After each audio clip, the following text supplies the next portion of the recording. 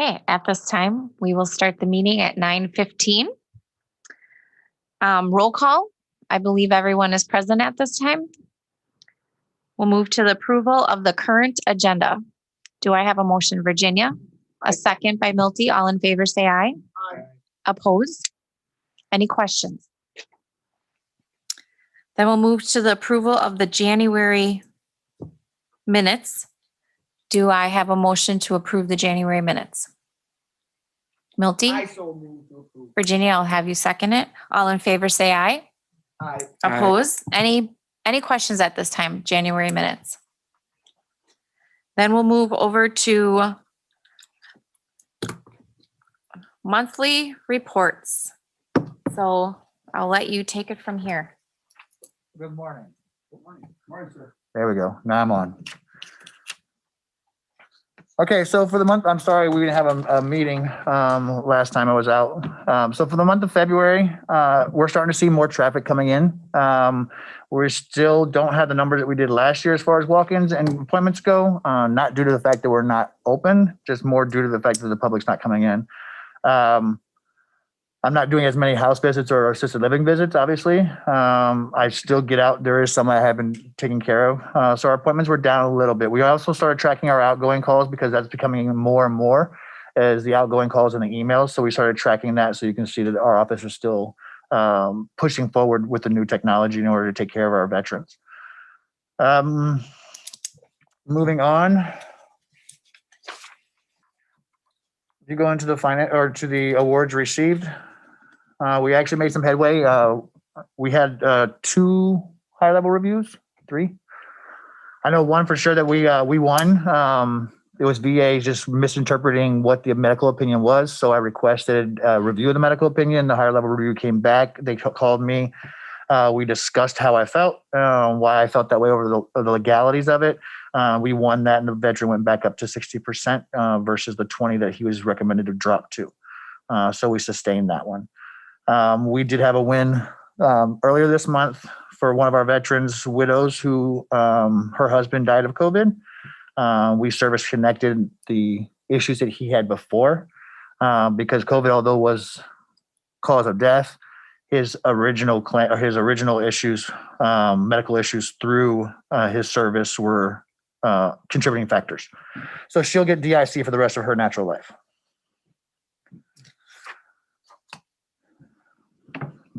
You'll see that in February of last year, you had the $242,000. It was a one-time payment. Obviously, that was when Blue Water kicked off.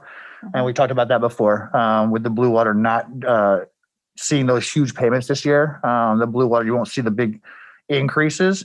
We are still pushing forward as far as projected benefits for those that we have filed for and for those that we are fighting to increase,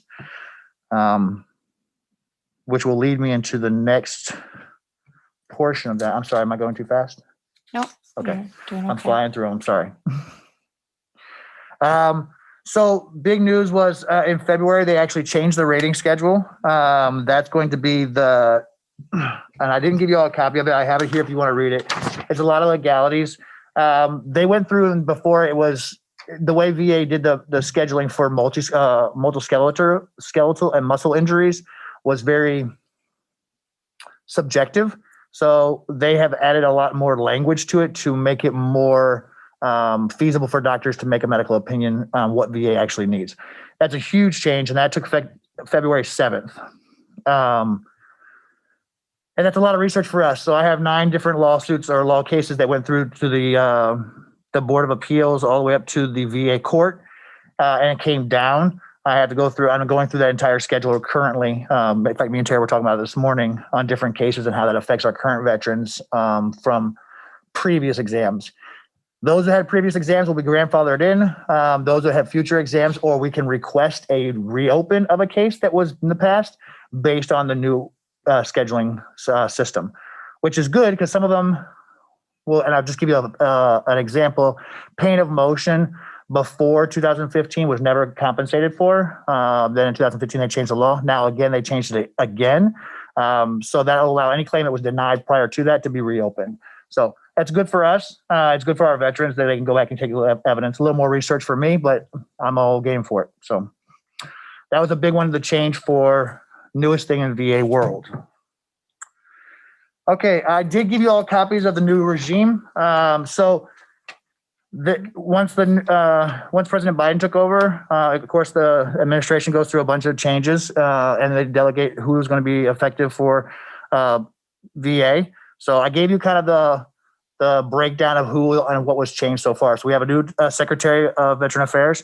So if you see, I gave you a copy of his bio. And then all the new announcements for the leadership changes within the VA system itself. That kind of gives us a basis on who we need to go to and how we get through the system. So I just wanted you all to be informed of exactly what's going on in the VA world.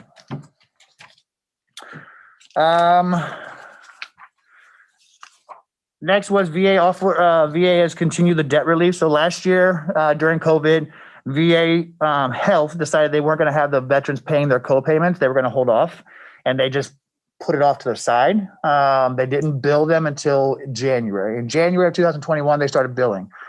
That doesn't mean that you were exempt from your payment. It just means you weren't required to pay it until this January. So now VA again, the secretary came back and said, no, we're going to do it again because we're still not out of this pandemic. We're still going through hard times. So they've offered the debt relief all the way to September 30th. And September 30th, they'll readdress it. So there will be no co-pays until then. Excuse me. There'll be a co-pay waived until then, but they'll still be required to pay it. So they're just kicking the can down a little ways down the street, and then you're just going to get billed later. So you're still on the hook. Yes. Okay. So this actually has caused some ripples for some of our veterans, just because all of a sudden in January, end of December, January timeframe, they got this bill from VA, and it was like $600 or $300, depending on how many times you went to the doctor. And they were like, wait a minute, why do I have to pay so much? Well, they didn't follow that on with the copay breakdown. That came afterwards. So then now here it is, instead of paying $25 to go to the doctor, you went to the doctor 5 times, and now all of a sudden now you have a big bill versus that little tiny bill you would have had before. So it's just massing itself, depending on how far you go. The veterans could always go in and pay their bill at any time. They can walk into the finance area to pay what they owe. But right now they're just saying you don't have to if your money is tight. They are arranging payment plans too. So that is something our office can do, is say, hey, if they are financially unstable and they can't afford to, we can request a waiver of payments due to the amount, or 2, we can request a payment schedule so that they can just pay minimal payments over a course of several months. And out of the veterans here in Kewaunee County, were all of them pretty good with, or were there some that were upset that didn't know they had to pay when they got the bill? I will say that there were, we had more confusion versus upset. Okay. They would have preferred just to keep getting billed. Yep. That was the consensus for most of the veterans who bring in their paperwork, was I would rather just gotten my $25 copay I was required to pay versus getting a $600 bill at the end of the year. But once I explained what they had done, they understood that, for those veterans who live paycheck to paycheck and are scarce, that during this time that was not feasible for them to pay that. Now they would go into a paying schedule. I don't recall seeing correspondence from the VA on that. Did they actually send that out? I just don't recall seeing it. So VA Health versus VA Compensation. VA Compensation sends a lot of paperwork. VA Health, not so much. So it was actually a news article, a brief. If you go on to va.gov, it was one of those flashes. It was not something that was publicized. Unfortunately, that was a lack on there. And this time too, it wasn't something that's been sent out in the mail saying your copays are on hold. So I think that's a failure on their part. That's why the veterans are surprised. Correct. Exactly. So, the veterans have now, we have our meeting coming up with, in fact, it's next week, I think this week, for for Gallagher's office. And I will make sure I bring it up to Zumcheck to say, hey, look, this doesn't work. You have to send out that letter in the mail. We send out everything else. You have an appointment, you have a prescription or whatever. Why would we not do that? So maybe we can change it for this time. Thank you. And then the last thing I wanted to bring up was the vaccinations. I know that was something we talked about in our previous meeting. So right now, Milwaukee is actually doing a really good job for our vaccinations for our veterans across the Milwaukee, Cleveland, Appleton, and Green Bay clinics. They've vaccinated over 10,000 veterans and 4,000 members of the staff. They are now in category, they're working on their age category 3. They finished 65 and older. They added 60 and older. And now this week, they're adding 55 and older. And so they're pushing very hard to get this stuff done. And veterans who want the vaccine that are not in those age brackets, they could always go and put themselves on the list and then call as the vaccines come available. Now, did quite a few people from Kewaunee County use the clinic in Green Bay then? So far, to my knowledge, the only ones I've had 14 of our veterans that I know for sure that have used the Green Bay clinic. But there's no way to track that. The VA Health will not release that information to us. But as Cindy had said earlier, as a vaccinator, they're supposed to provide that to the state vaccination list, which then our county would be aware of our residents who have been vaccinated. She just says it's not always current per se. And I think on Cindy's list, it just says who is vaccinated, not where it came from. Yeah, probably that way, but the vaccinators are required by law to report it to the state database. And so in turn, our county health department should be aware of our residents who have been vaccinated. Not necessarily from where though. I can get with Cindy, see if that's, I know that all ours don't even come through the state. All the ones for VA come straight from the federal. They don't come through state. Because that was going to be a question that I had of her is, not knowing how many veterans are getting it at the VA, but let's say it's 10 or let's say it's 1,000 or whatever. It wouldn't be 1,000, but 10 or 100. That's information that she wouldn't be aware of. Correct. So I'll get with Cindy and see if there's a way we can track that through Milwaukee, because I know that all of ours are not state run, and I don't know if they're state reported. I don't know if that is actually part of their setup procedures. I can definitely find out though. Anything else you have? And one last thing that actually came attention to our conference call for the Northeast County Veterans Officers last week. They did change the Vietnam pension time frame. So before, Vietnam was a set time, and as those considered wartime veterans, so they get a wartime pension, or the widows get a wartime pension. They actually have backdated that now, and said that veterans that have served from 1955, which is prior to the war, but we still had troops that were boots on ground during that time frame. So 1955 to the end of the Vietnam War are eligible for pension itself. So including their widows. Okay. And do you feel right now like it's going pretty good? Like there's nobody that's sitting out there that's just afraid to come in but has issues? They've been, like you said, some people don't want to come into the office, but you feel that they're getting addressed okay and they're okay. So we have done a really good job of returning phone calls and outreach and accommodating those who don't want to come into the office versus me going out to them. I've taken paperwork to houses. I've taken documents back to houses for the pension part of it in order to make sure that we're still flowing as much as possible. And so my thing is then, are they still going, like if they need to go to the doctor, they're willing to go, or are they okay? Or somebody like, no, I don't want to go right now because of COVID. I'm going to stay back. And you have a few. You have a few of those that are still recluse that don't want to go. But I would say for the majority, VA, I was just at the clinic last week. Was it last week? Week before. When I had to have a procedure done. But it was in full swing. Yeah, it was. That's good to know. It was very open. They do check your appointments. You can't do walk-ins currently. You have to have a reason for being there. You can go to the administrative office. You can go to eligibility. And you go to the social workers and mental health. Those are the 4 areas that are open. The rest of them are by appointment only, but they're still moving. Okay. Good to know.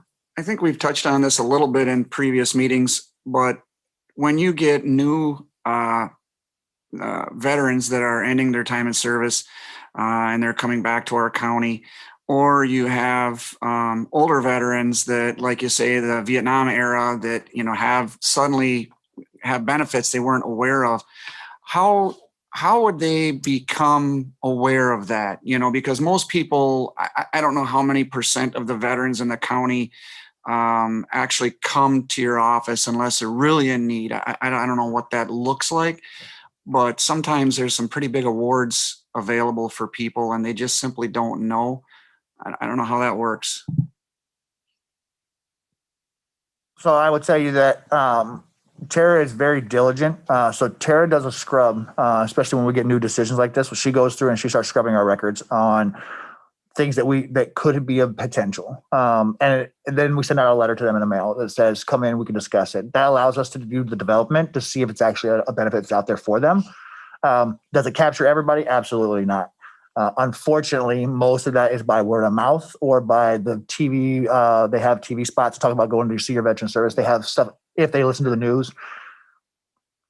It's really hard, especially for the older generation, to actually capture everybody. For our veterans who, I mean, for instance, we had one that came out as we didn't even know that was in the county that went to emergency placement. I got a call. That's the only reason I knew he was in the county, because I got called because he was emergency placed. So do they fall through the cracks? Absolutely. Is there a fix to that? Not really, because if they're not registered in VA, I don't even know they're here. And if they're not actually registered through the office or through the state, you never know they're actually where they're at.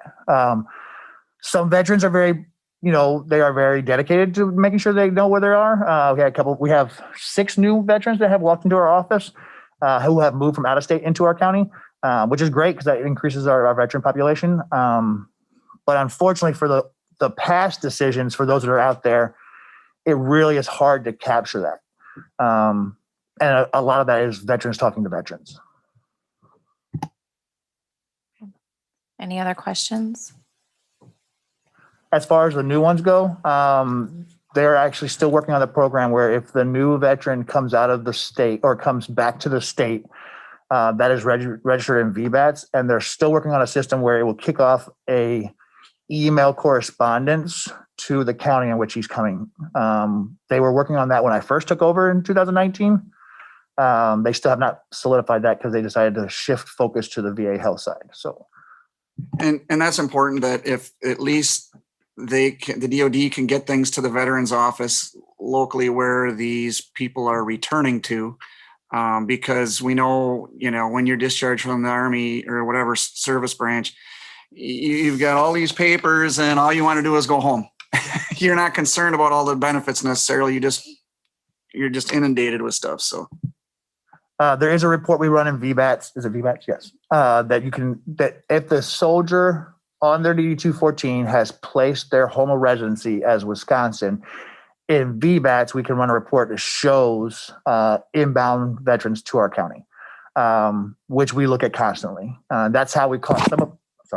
That's how we caught some of them because they came into the county and they didn't come to our office. But then Tara sent out the letter to the last known resident saying, hey, and even if it's mom and dad's house, they'll get it to their son or daughter. Okay. Any other questions? Does that wrap up pretty much all of your department, or is there anything else you'd like to discuss underneath that? I got one more thing. Yep. Sorry. No. So training this year is the national training has been canceled for us. They are looking at doing a spring training in June down in the Dells. I have not pre-registered for that because I think that this year Nationals is going to offer online continuing education. I'm required to go to the fall conference anyway. So in interest of saving cost, I'd rather do the online courses for our office. One, it eliminates the hotel, it eliminates the travel, eliminates meals. So all we're really paying for is for us to be a week on video teleconference going through these classes. And it's continuing education. It's not, I think that's a reachable goal versus like if you were doing the full blown course. So we're looking at that right now, and I'll get you a final number once we know if it's going to be canceled or not. So spring is in the Dells. That one you're not going to, but the national one online is the fall one. No, so the national one online will be in July or August right now. Okay.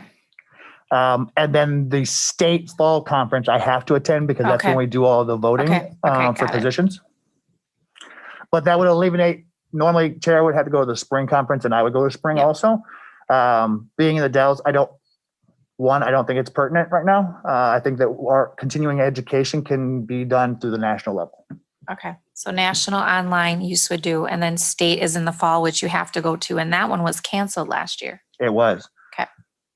Got it. Any other questions?